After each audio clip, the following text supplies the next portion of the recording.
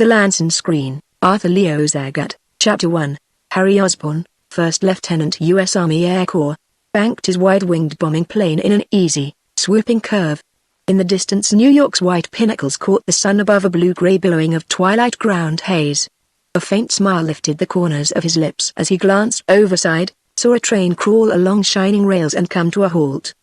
Brown dots appeared from the passenger car behind its locomotive and clustered in ordered confusion about the other oblong that completed the train's complement. What appeared from his altitude to be a rather large pocket handkerchief slid from the car and spread out on the grass. A metal tube glittered in the sun, came into motion, swiveling to the east. It looked like a cap pistol, but Osborn knew it to be an 18-inch railroad gun. He slanted down through Lampentur. The terrain below was flat, lushly green. It was entirely vacant save at the very center of its 5-mile sweep of marsh. Here a small hut was visible in the middle of a 100-yard area ringed by a water-filled moat. 2 mannequins stood before the structure. One was clothed in OD, the other in black. The civilian's tiny arms gesticulated, and he went into the house.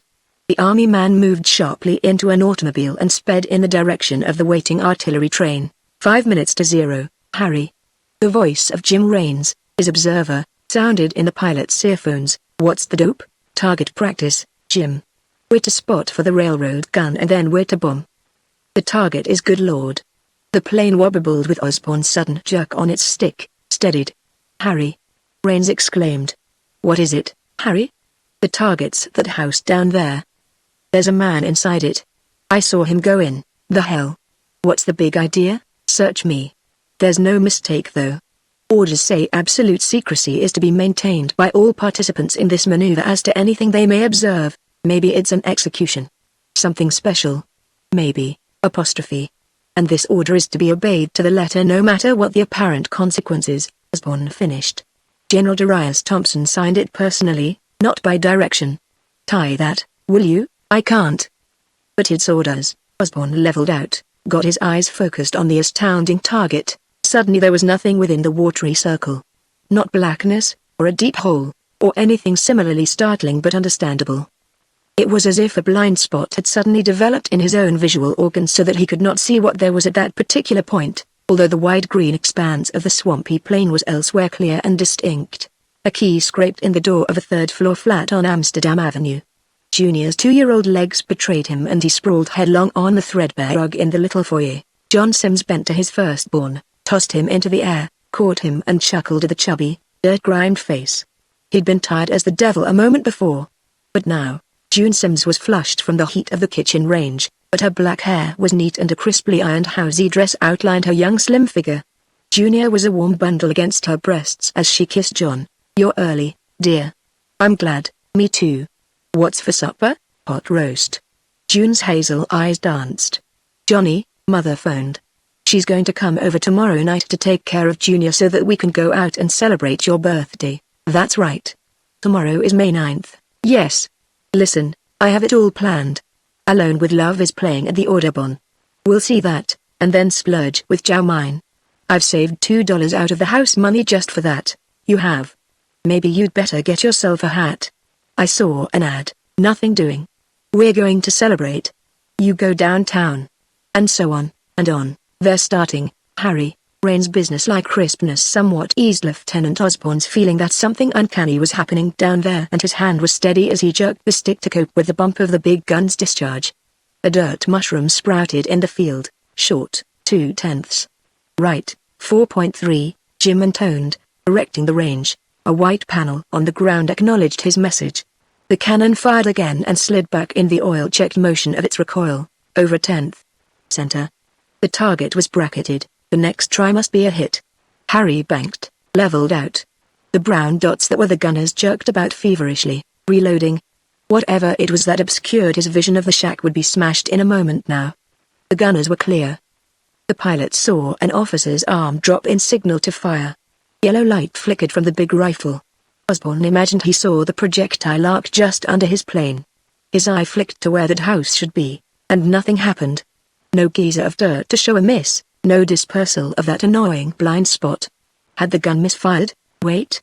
What was that black thing gliding in midair, sliding slowly, then more rapidly toward the ground? The shell that could pierce 10 inches of armor was incredibly falling along what seemed the surface of an invisible hemisphere. It reached the grass and exploded with the contact. The earth it threw up spattered against nothing. Why hadn't the shell exploded on contact with whatever had stopped it? What was going on down there? I can't make a report, sir. There was a quiver in Jim's phlegmatic voice. Even his aplomb had now been pierced. I think it would have been a hit, but... Again and again the great gun fired. Osborne and Rains got the signal to go ahead, dropped 5 300-pound bombs point blank on the mysterious nothingness. The area around the circular canal was pitted.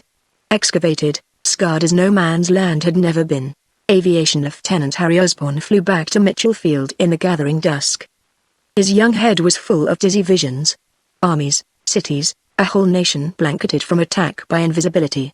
Spheres of nothingness driving deep into enemy territory, impregnable. It was good to be alive, and in the old uniform, on this 8th day of May in 1937. Chapter 2. In the tea room of the Ritz Plaza, the violins of Ben Donnie's orchestra sobbed to the end of a melodic waltz. Anita Harrison Smith fingered the tiny liqueur glass nervously. I'm afraid, Ted. What if he suspects, and... The long-fingered hand of the man whose black eyes burned so into hers fisted on the cloth. Afraid. That has been always the trouble with you, Nita. You have always been afraid to grasp happiness. Well, I can't make you do it. But I've told you that I'm sick of this hole and corner business. If you don't come with me tomorrow, as we have planned, I go alone. You will never see me again. The woman's face went white and she gasped. No. I couldn't bear that. I'll come, Ted. I'll come. Van Norden's sharp, dark features were expressionless. But there was faint triumph in the sly purr of his voice. Have you got it straight? The Maréchal Foch sails at midnight tomorrow from Pier 57, foot of West 15th Street. You must get away from the Jellic dance not later than 11:30. I'll meet you at the pier, but if there is a slip-up remember that your name is Sloane. Anita Sloane. I have everything ready, stateroom, passports, trunks packed with everything you can possibly need. You have nothing to do but get there. Whether you do or not I'll sail. And never come back. I'll be there, she breathed. Good girl. Tomorrow is the 9th. By the 19th we will be in Venice. General Darius Thompson stood at the side of his olive-green Cadillac and looked at his watch. The bombing plane was a vanishing sky speck just above the horizon. The railroad gun had chugged back toward its base. He was alone under the loom of that sphere of nothingness against which the Army's most powerful weapons had battered in sheer futility. It existed. It was real. Unbelievably, a man was in the doorway of the flimsy but that had been the target of the shells. Quarter-inch lenses made his bulging eyes huge, his high-domed head was hairless and putty-colored, his body was obscenely fat. Professor Henry Lanson gave one the impression that he was somehow less than human, that he was a slug uncovered beneath an overturned rock. But his accession to the Columbia University faculty had been front-page news and the signal for much academic gloating. Well? From gross lips the word plopped into the warm air like a clod into mud. What do you think now, my dear General? Against my screen your biggest shells were as puffballs. Yes. Your most gigantic bombs as thistledown. You thought me utterly insane when I insisted on remaining within. The scientist grinned, humorlessly. What do you think now? Thompson shook his grizzled head, as if to rid it of a nightmare. You took an awful chance. Suppose it had cracked. Cracked. In the name of Planck, cannot you understand that the Lanson screen is not matter that can crack? The other spread veined, pudgy hands. It is the negation of all energy, a dimensionless shell through which energy cannot penetrate. And since matter is a form of energy, the physicist checked himself, shrugged. But what's the use? I cannot expect you to understand. Besides myself there are perhaps a dozen in the world who could comprehend, and none is an American. Enough for you to know that I had to be inside to operate the bee machine that cut the negative force the A apparatus set up. From outside it could not be done. The screen would have remained forever and you would not be convinced there had been no effect of your bombardment within it.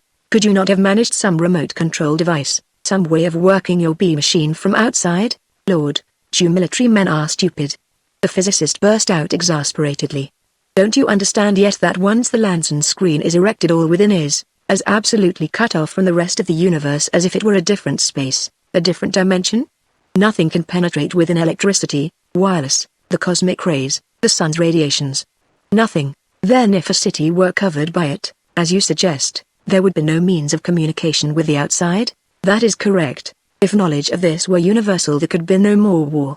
Thompson's grey eyes lifted and met the others. A momentary silence intervened while a message flashed between these two so diverse characters. Then the general went on. But if it were the exclusive property of a single nation, that nation could become master of the world. Lanson nodded. His voice betrayed knowledge of the rapprochement established in that single, long glance. If I published my results, I should gain very little from it. But if I sell it to one power, it is worth almost anything I choose to demand. That is why I have worked at it alone. That is why I have never set the details down on paper, to be stolen. After I have sold the invention to you, secrecy will be your concern, but till you meet my terms, all knowledge of how I produce the effect remains here in my brain. Lanson tapped his cliff-like brow. Here and nowhere else. After we purchase it, you might still sell your device to others. With $1 million in hand, I shall have no temptation to do so. No one could want, or use, more. That is one reason why you should be willing to recommend its payment. The general shrugged. I can get it for you when I am convinced that you can veil an entire city as you did this one small house.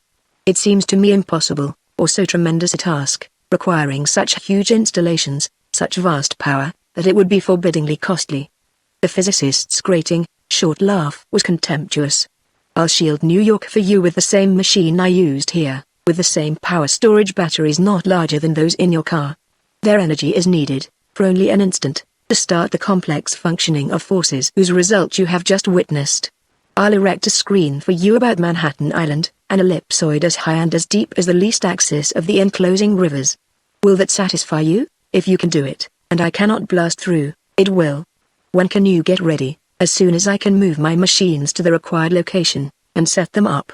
Tomorrow night, if you wish. Very well. What help do you require? Only an army truck to convey my apparatus, and, since I will use the rivers as a delimiting guide for the screen, a place near the water to set it up. The general was eager now, eager as the other. I'll order a truck out here at once. And there is an army pier at West 130th Street that you can use. I'll see that it is made ready for you. Chapter 3. Midnight of May 8, 1937. An army truck noses into the Holland Tunnel. On its flatbed are two tarpaulin-covered bulks, machinery of some sort. Its driver is crowded against his wheel by the rotund form of a black-clad civilian whose chins hang in great folds on his stained shirt and whose bulging eyes glow with a strange excitement behind thick lenses. The truck comes out on Hudson Street and turns north. 10th Avenue is alive as puffing trains bring the city's food for tomorrow. A herd of bewildered cattle file into an abattoir.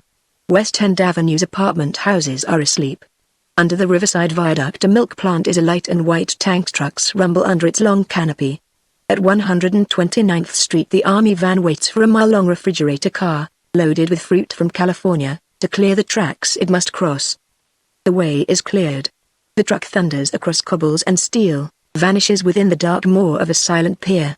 2 blocks eastward a lighted subway train crawls out on its trestle for a breath of air, pauses fleetingly, dives underground again like a monstrous serpent seeking its burrow. Above the southward course of that burrow Midtown Broadway is a streak of vari-colored illumination, exploding into frantic coruscation and raucous clamor at 47th Street. Crowds surge on sidewalks, in shrieking cabs, private cars, pleasure seekers with grim, intent faces rushing to grills, nightclubs, rushing home, rushing as if life must end before they can snatch enough of it from greedy time. Blare of the latest swing tune sets the rhythm for them from a loudspeaker over the garish entrance of a so-called music store. Time writes its endless tale in letters of fire drifting along a morning band around Time's own tower. Market closes strong 2 points up. President announces recovery. Accomplished champion confident of victory. Friday Hitler defies League. Police will smash Doc Racket says Valentine. Giants win. There is no men, Heckle are fasten written on that slender wall for Sun Prophet to read. Felix Hammond knots the gold sash rope of his black silk dressing gown. His satin slippers make no sound as they cross the thick pile of the glowing Kermanshire on the floor of his study to a darkly brooding Italian Renaissance secretary. He fumbles in the drawer for a silent moment, pulls out a book whose tooled leather cover should be in some museum. He sits down, opens the book. Minuscule, neat writing fills page after page. Hammond reads an entry. Something that might be a smile flits across his ascetic countenance. His bloodless lips wince at another item. He riffles the sheets rapidly to the first blank space, reaches for a fountain pen and starts writing. May 8th, Wednesday. Another day gone. I confess I do not know why I continue this diary, Except, it may be, that it serves as a reminder of the utter futility of life. There are, however, certain scarlet pages, and lavender ones also, that still have the power to titillate emotions I thought long atrophied. I wonder if anyone save I will ever read them. Aloysia opened in her new show tonight. I have just come from the theater. She wanted me to join the supper Stahlbaum is giving the company, but I declined with thanks that I was in a position to decline. Time was that I should have leapt at the invitation, but I no longer need to share her with others. Her part suits her. Norton has given her fully 2/3 of the lines and she trails languid sensuality across the stage to her heart's content. I noticed that she used that trick with the mouth she first developed for my benefit. It was lost on the rabble. Chapter 4. 11 p.m., Thursday, May 9th, 1937. Item, June Sims hangs on her husband's arm as they exit from the Audubon Theatre. Her eyes sparkle with happiness. She sighs tremulously. Then, Johnny. Maybe we'd better call up and see if Junior is all right before we go eat. Item, Anita Harrison Smith peers over the shoulder of her black-coated dance partner with narrowed eyes. The florid-faced, heavy man in the alcove they are just passing is her husband. His companion is Rex Cranston, president of the A.P.&C. Without hearing she knows their talk is of debentures, temporary reactions, resistance points on cumulative index graphs. Howard Harrison Smith has forgotten Anita exists, will remain oblivious of her till she comes for him to take her home. Her small red lips set in a firmer line. He has a long wait ahead of him tonight. Item, Aloysia Morn lets her ermine cape slide into Felix Hammond's deft hands. He bends and kisses her where a shoulder no less white than the snowy fur melts into the perfect column of her neck. She turns with studied grace, and her throaty voice reproduces the deepest note of a cello. Do you know, Felix, this lovely place of yours is more home to me than my own so grand rooms. Hammond smiles thinly, and does not answer. Item, in the dim light of a decrepit pier jutting into the Hudson, Professor Henry Lanson is more than ever like a gigantic lava as he putters about a grotesque combination of steel rods and glittering, lenticular copper bowls out of which a brass cylinder points telescope-like at the zenith. An arm-thick cable crawls over the pier's frayed boards, and coils over their edge to the water. Lanson turns and checks connections on another, smaller machine. Far across the Hudson's black surface loom the Palisades. A dash of yellow luminance zigzags against their ebony curtain, a trolley climbing to where an amusement park is an arabesque of illumination against the overcast sky. To the right the cables of George Washington Bridge dip, twin catenaries of dotted light, and rise again. A red spark and a green one are the apices of moi, chromatic ribbons rippling across the water to the pier head from the deeper shadow of an army launch. Braced vertically, 5 feet behind that pierhead, is a whitewashed steel plate. This is the target for the automatic rifle that will be fired from that bobbing launch as a first trial of the Lanson screen's efficacy. Other tests will follow, later. But General Thompson will not yet chance firing artillery into Manhattan, Henry Lanson calls, in his voice without resonance. Ready, General. 10 minutes for the first try. From across the water Thompson snaps, ready. Go ahead. Lanson lumbers back to his machine, thrusts at a lever. There is no sound, no vibration. Suddenly the river, the Palisades, disappear. The amusement park is gone, the inverted necklaces of pearly light that mark the bridge cables. There is no sky. Lanson looks at his wristwatch, 10 minutes. He chuckles. He couldn't get through in 10,000 years. He is very sure of himself, this man. But perhaps there is a minute residuum of doubt in his mind. After all, he has never experimented with so vast an extension of his invention's power. He thuds to the steel target, puts one doughy paw against it, leans out to view its riverward surface. Will there be any flecks of black on it to show the impact of the bullets that are being fired at it? Is he warned by a sound, a creak? One cannot know. At any rate he is too obese, too ponderous, to avoid catastrophe. Under his leaning weight the steel plate trips from flimsy braces. Falls, its edge thuds against the physicist's head, knocks him down, crushes his skull. Professor Henry Lanson's brain, and its secrets, are a smear of dead protoplasm mixed with shattered bone and viscous blood. Chapter 5. 11:28 p.m., Thursday, May 9th, 1937. The lights are dim in Fukomg's pseudo-oriental establishment. John Sims spoons sugar into a hot teapot. I'm going to make a lawyer out of Junior, he says slowly. He'll go to Dartmouth for his academic course and then to Harvard. He won't have to start working right out of high school like I did. John is reminded of the days before June belonged to him by the setting. by the dreamy light in her eyes. "Let's walk down Broadway," he says, "when we get through here." That is what they used to do when all the glittering things in the store windows did not seem quite as unattainable as they did now. "No, Johnny. I want to go home. I have a queer feeling there's something wrong. Mother isn't so young anymore, and she's forgotten what to do if a child is croupy or anything. Silly. Nothing's wrong. Take me home, Honorable." "Oh, all right." Petulantly. "It's just like you to spoil things." Anita Harrison Smith slips out of the side door of the old Gillette mansion on East 61st Street. She signals a taxi, Pier 57. Her violet eyes are deep, dark pools and a visible pulse throbs in her temple. Nobody looks at the sky. Nobody ever looks at the sky in New York. Nobody knows the sky has suddenly gone black, fathomless. Chapter 6. Later. Nita. "Dead, you did come. Here, driver, what's the fare?" The cab circles in 15th Street, vanishes eastward. Van Norden takes the woman's arm. "Have any trouble getting away?" "No." She is quivering. "Hurry, darling. Let's get on board before anyone sees us. There's some trouble. Fog or something." The pier doors are closed, but the officials say they'll be open again directly. "They won't sail without us. Look, Ted, it is a heavy fog. Why, you can't see the river from here. Even the other end of the ship is hidden. But there isn't any haze here. Queer. The ship seems to be cut in half. It's quite distinct up to a certain point, then there just isn't anything more. It's black, not grey like fog ought to be. Let's go in that little lunch wagon till we can get aboard. Nobody will look for us in there, let's." "I'm afraid, Ted. I'm terribly afraid." Nobody looks at the sky except General Darius Thompson, bobbing in a little launch on the Hudson. He is staring at vacancy where New York had been a quarter hour before. Up the river the cables of the Great Bridge come out of nothingness, dip, and rise to the western shore. Toward the bay there is nothing to show where the metropolis should be. No light, no color. Nothing. Sheer emptiness. He looks at the radiant figures on his watch once more. "Wonder what's keeping the old fool," he growls. He should have dissipated the screen 5 minutes ago. The night is warm, but General Thompson shivers suddenly. An appalling speculation beats at his mind, but he will not acknowledge it. He dares not. 100 yards from Thompson, in another space, a device of steel and copper and brass stands quiescent over the unmoving body of the one man who knew its secret. Into the dim recesses of the army pier a dull hum penetrates, the voice of a million people going about their nightly pursuits, unaware, as yet, of doom. In his cubicle on the 190th floor of New York University's physics building, Howard Cranston watched the moving needle of his Merton calculator with narrowed eyes.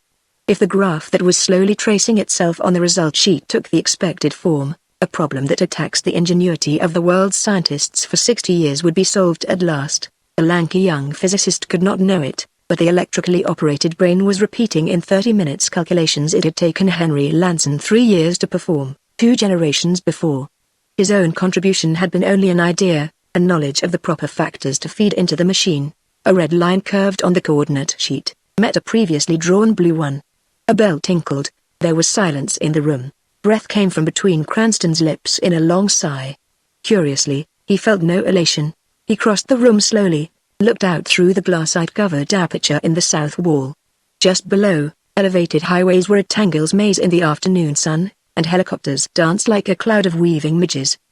But Cranston neither heard nor saw them. His gaze was fixed further away, down the where a curious cloud humped against the horizon, a cloud that was a challenging piling of vacancy, something that existed, that occupied space, yet was nothing. Beyond it he could see the shimmering surface of New York Bay, and rising from it a tall white shaft. At the apex of that shaft a colossal figure faced him. It was a gigantic woman of bronze, her head bowed, her hands pressed to her heavy breasts that agonized in frustration. The Universal Mother stood in eternal mourning over the visible but unseen grave of millions. "It might be dangerous," Howard Cranston muttered. "The gases of the decomposed bodies, there was no way for them to escape. Before I start building the machine I must find out. Carl Langdon will know." He turned away. "But first I'll draw it up. It's simple enough, will take less than a week to build." The design that presently took pictured form under Howard Cranston's flying fingers was strangely like that which 60 years ago Henry Lanson had called his bee machine. But there was a difference. This one could be used from outside the screen, with the aid of this, by expanding the radius to include the original barrier. It would be a simple matter to destroy the hemibloid of impenetrable force that was a city's tomb, to release the force which Lanson had set up. Chapter 7. Rand Barryton's flivver plane settled before a graceful small structure of metal and glass. He swung his rather square body out of the fuselage, crunched up the gravel path. The door opened, iris-like, as he stepped into the beam of the photo ray. Somewhere inside a deep-toned gong sounded, and tiny pattering feet made a running sound. Daddy. Daddy's home. Blonde ringlets were an aureole around Tiny Rob's chubby face. The father bent to him, tossed him in the air, caught him dexterously. Ruth Barryton appeared, taller than her husband, her countenance a maturer, more feminine replica of the boy's. Rob was a warm bundle against her breasts as her lips met Rand's. "You're late, Honorable. Supper's been ready 20 minutes, I know. We were talking about what they found down there." He gestured vaguely to the south. "One of the fellows flew down last night. They wouldn't let him land. But he saw enough, hovering on the 5,000-foot level, to keep him awake all night." Ruth paled, shuddered. What an awful thing it must have been. You know, nobody ever thought much about it. The cloud had been there all our lives and it really didn't seem to mean anything. But seeing all those buildings where people just like us once lived and worked, seeing those, afterward, dear. Ruth caught the signal of the man's eyes to the quietly listening child and stopped. "I'm hungry. Let's get going." The soft glow of artificial daylight in the Barryton living room is reflected cozily from its walls of iridescent metal. Rand stretches himself, yawns.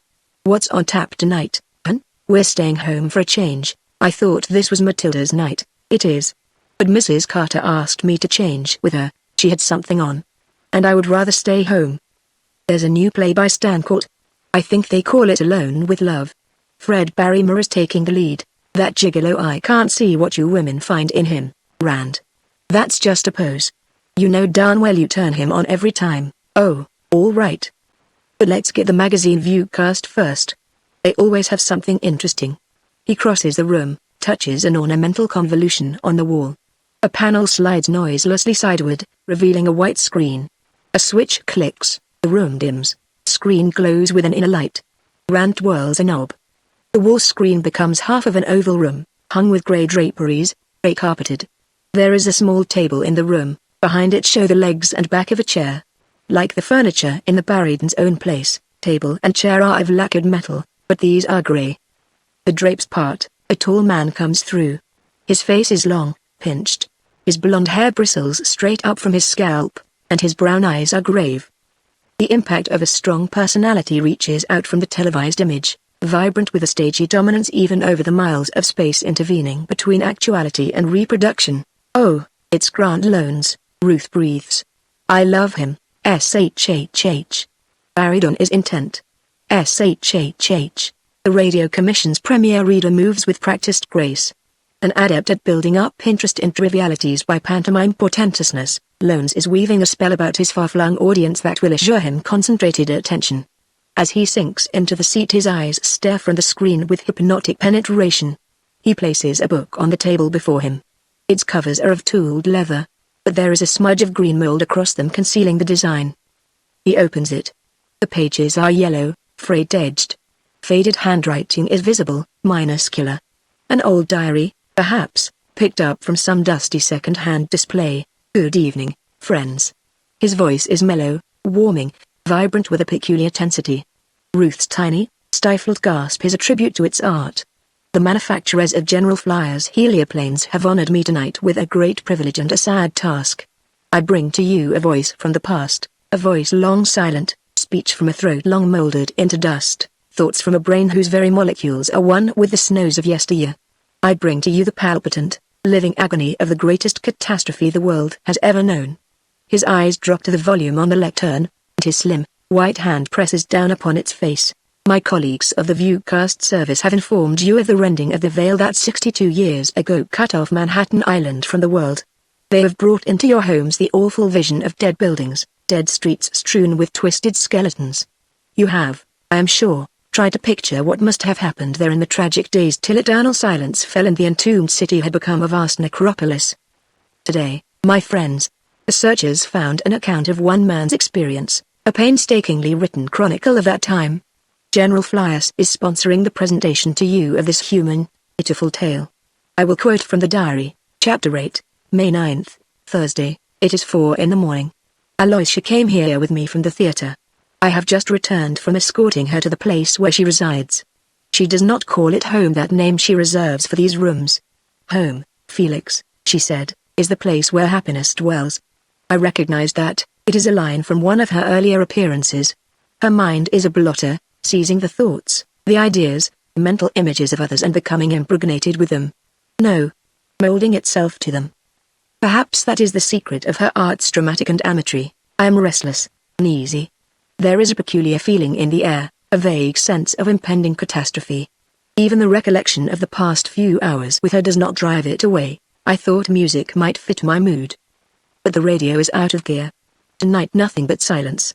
Strangely enough, the police talk was roaring in. There seems to be some trouble along the waterfront.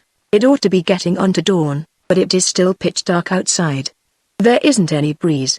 The sky is absolutely black. I have never seen anything much like it in New York. Clouds at night always reflect the glow of the city lights. And if there are no clouds, there should be stars, a moon. Can there be a storm coming down on the big city, a tornado? That would explain the way I feel. May 10th, Friday, there has been no daylight today. The only illumination is artificial.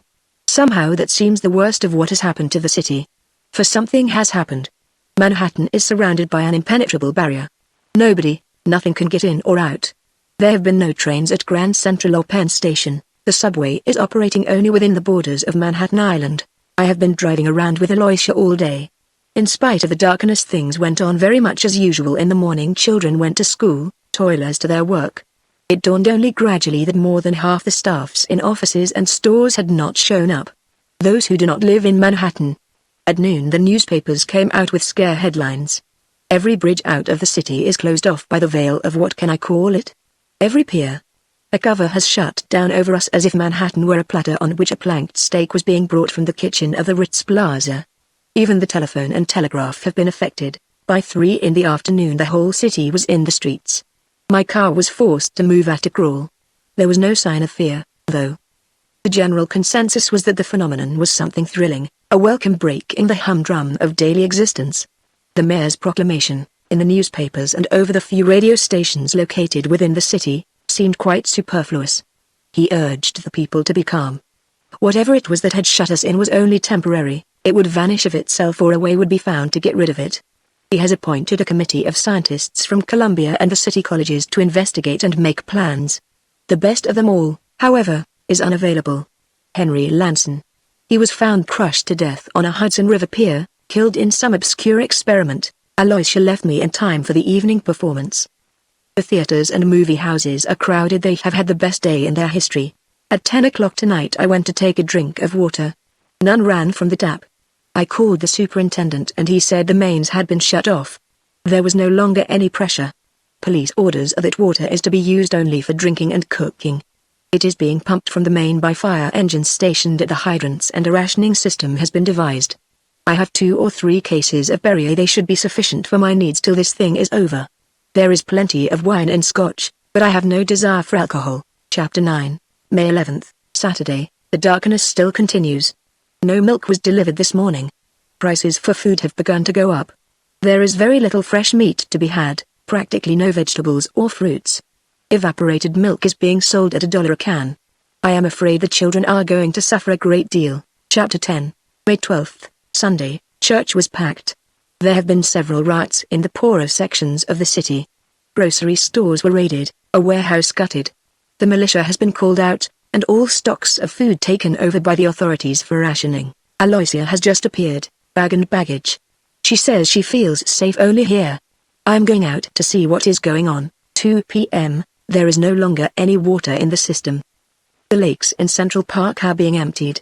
The fluid taken to breweries and distilleries nearby, where the water is being filtered and chlorinated. The little thus obtained, and canned fruit juices, furnish the only drink for children. Adults are drinking beer and wine. My car was stopped by a detail of National Guardsmen in uniform. No gasoline engines are to be run any longer. There is no escape for the carbon monoxide fumes being generated, and they are poisoning the atmosphere. There already have been several deaths from this cause. A fire started in an apartment house on 3rd Avenue. It was extinguished by chemicals. I wonder how long that will be efficacious. I thought I was fairly well stocked up for at least a week. But with Aloysia here, her maid and my own man, my stock of food and drinkables is rapidly disappearing. For the first time I have sent Jarvis out to the food depots, with an affidavit setting forth the size of my family, my residence, etc. I understand that each adult is being allotted 1 can of meat or vegetables, and 1 pint of water, a day. 3 p.m., all house lights have been turned off to conserve coal. I am writing by candle. Street lighting is still maintained. There has been no gas since the darkness fell. The plant being in Astoria. As my own kitchen has an electric range, this did not impress me, but I understand those not so taken care of had been displaying remarkable ingenuity. Several families had upended electric laundry irons and used those as grills. That is ended now. However, there is so little to cook that the lack of heat hardly brings added hardship. Jarvis has not yet returned. Midnight. From my window I can overlook quite a large portion of the city. A vast black pool rests over us, relieved only by the network of glowing lamps outlining the streets. Even these seem to be growing dimmer. My valet, Jarvis, is still among the missing. He has been with me for 10 years. I thought him loyal, honest. He was honest with respect to money. I have trusted him with large sums and never found him faithless. But money is worth nothing today, while food, stress reveals the inner nature of the human animal. I met the Harrison Smiths today, walking along Park Avenue in the foreboding restlessness that is keeping all New York on the sidewalks. The usually iron-visaged banker presented a countenance whose color matched the clammy hue of a dead fish's belly.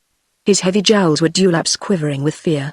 Even while we talked his eyes clung to his wife, who was erect, a bright white flame in the darkness. Her eyes were answering the appeal in his. She had strength enough for both, and was keeping him from collapse by sheer, silent will. The gossips, this winter, were buzzing about Anita and Ted Van Norden, the wastrel who reminds me so much of my own youth. There could not have been any truth in the rumors. Chapter 11, May 13th, Monday, noon. I went out at 5 this morning to take my place in the long line at the food station. I have just returned with my booty. 1 can of sardines and a 6-ounce bottle of soda to maintain 3 adults 24 hours. On my way back I saw a man, well dressed, chasing an alley cat. He caught it, killed it with a blow of his fist, and stuffed it in a pocket. The air is foul with stench. A white hearse passed me, being pushed by men on foot. Someone told me that Central Park is being used as a burying ground. I stopped to watch the passing hearse near a National Guardsman, a slim young chap whose uniform did not fit him very well. He spoke to me.